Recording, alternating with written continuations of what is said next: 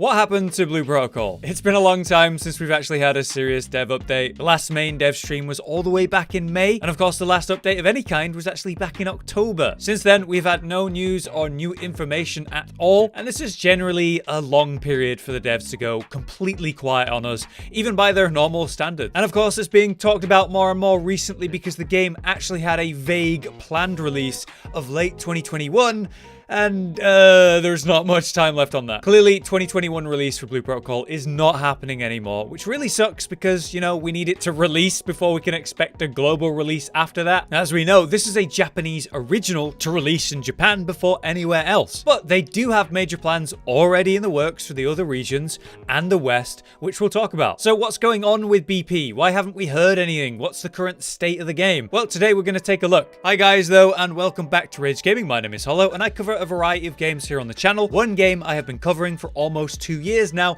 is of course Blue Protocol. I've been lucky enough to actually play the game in its original beta, which took place over a year ago, and I've been following the main details and making update videos wherever relevant here on this channel, and I've made 20 of them so far. So if you like more Blue Protocol coverage, please do drop a like on the video so I can continue to make them. But if you're new to Blue Protocol, this is an upcoming MMORPG from Bandai Namco. It's got this incredible visual style, it's got the action combat, and has often been described as a sort of Sword Art Online MMO if that was a real thing. And I kind of agree with the concept of that, if not maybe the mechanics of the game. It does have that unique art style, which feels very, well, anime. Maybe you've seen the music video they released for the stories and characters, or the many cinematic moments in the trailers. That's the main story of the game that you'll be following as you play through, which will feel quite anime-esque. So far, the game has 5 classes revealed for the release of the game. That's the Twin Striker, the Aegis Fighter, the Blast Archer, the Spellcaster, and finally the newest class, the Heavy Smasher, with more classes planned after the release. The action combat revolves around carefully positioning your movement and using well-timed attacks, while also weaving combos that lead into different attacks depending on which combo you use. And there's also aimed abilities and aimed ranged attacks. The world itself is filled with imajinn, which are monsters of many shapes and sizes, which can be defeated and then harnessed for your own use. That's because everyone has 2 imajinn slots to use to summon their own that will help you in battle. These are earned by, defeating them in in-game challenges. So if you go defeat a boss, you might be able to actually summon that imajinn and use it yourself later, letting you target specific imajinn to unlock and then upgrade and then use in various ways, like healing you, buffing you, tanking for you, dealing big damage, or using elements like fire to someone that's weak to that. It's a varied and very cool system. It's all set as well in this huge world that's divided by areas or zones that's going to be in many different major regions that have different terrain and weather and enemies and story. We've only seen 3 or 4 examples of that so far, but they all look promising. And the game was originally announced in early 2019 and had over 50,000 people sign up to test the game at that time. It's going to be a completely free-to-play MMO that promises to never sell power increasing options, only cosmetics. And the dev team under Bandai is Project Blue Sky, who are developing the game on Unreal Engine 4 using that, of course, cel-shaded art style. Now, as I mentioned, this was originally planned to release as a Japanese region-only game and then have global release later. Well, things have clearly changed with some recent reveals I'm going to talk about. It is set as a PC game to release first, but there's been clear indications of possible console release in the future, as well as the fact that, hey, you could literally use a controller in the first beta over a year ago. If you'd like to learn more about the game though, I'd suggest you check out my beta review from last year. A lot of that information holds up well, although there's been a lot of major updates, like major combat and class updates, that I think make for a much better gameplay since then. Now that recap is out of the way for those who have never seen Blue Protocol before, or just refresh you guys, let's get back on track. There has been no news or information from Blue Protocol for quite a while now. Their last proper live stream with proper reveals and information was back in May. So what's going on? We're clearly not getting the release of the game this year anymore. I'd say there are 2 main places you can go to get the most up-to-date and detailed information before I or other YouTubers make any videos on it. That would first be the official Twitter, where they're most active, it would seem, with their small and major announcements, with their reveals and updates. For example, you've got stuff like cool pictures of new characters, little information about them, announcements of shows or things they're doing right now. And their last update was actually on October 15th, over 2 months ago for Bandai Namco's Creator Night. That was showcasing how the enemy's AI is going to work to essentially try to challenge the player in a variety of ways to make the PvE experience exciting. But something I would recommend even more than their official Twitter page is the Blue Protocol database website. This is an incredible community-ran news website for Blue Protocol where they translate and cover all major and even minor updates from the BP team. If not for the BP database, we wouldn't be able to talk about the game in nearly as much detail thanks to their timely and very accurate translations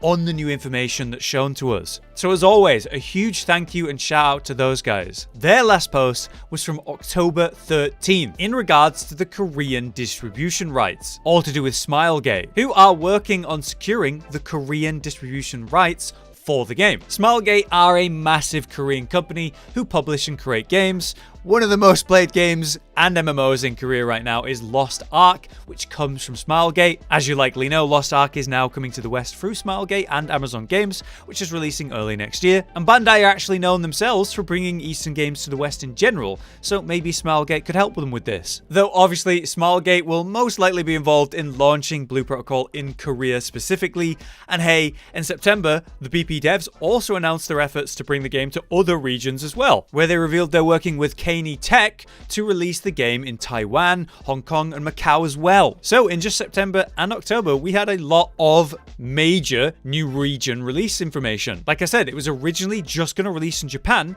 Now there's 4 other major regions that are confirmed with strong partners to help them do it, making our Western release look much more likely, and that's just good news all around. But still, there is no release happening in 2021 at this point, as the original plan was, and there's been no proper dev update since May of this year. People have been a bit upset about this recently. It's been coming up a lot, and actually this is a theme with the Blue Protocol devs. They release new updates and information only when there's something pretty major to show. This is a fairly common thing in the East, specifically Japan, when it comes to game dev announcements as well. While the West are certainly more vocal about the current state and process of things, more matching the desire of the community, the East do things differently and it works for them. It's not like they're obligated to tell us everything always, and it seems like, hey, you know, the Japanese community is fine with this. This doesn't mean they've stopped development, which is what some people seem to think. COVID has no doubt played a huge role in the delay of this game, alongside general development taking a while for a game on this scale overall. So ultimately, we know they're taking their time with the release of the game. Long term, I think that's just going to be a good thing. You know, as always, better a finished game than a unfinished game at release. It's a surprise they haven't talked about this delay though, or like, you know, the fact that they didn't meet their original kind of hope release time. Maybe they're keeping it quiet because they never actually made like an official release date, just a general 2021 plan. But still, it would be really nice for them to at least talk about it, and I'm really hoping that we get that something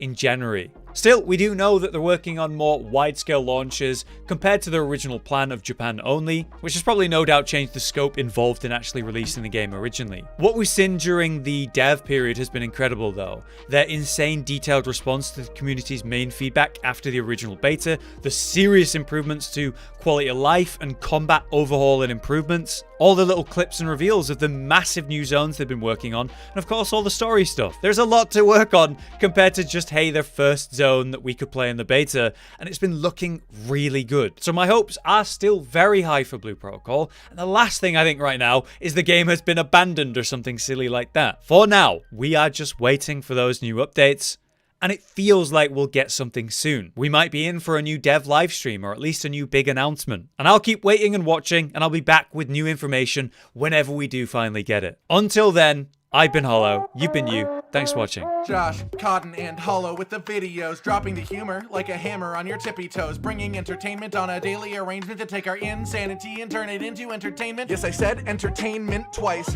to reiterate that it is nice, to look into your faces on a mostly daily basis when you let us in your homes to make the whole world a stage. Goodbye.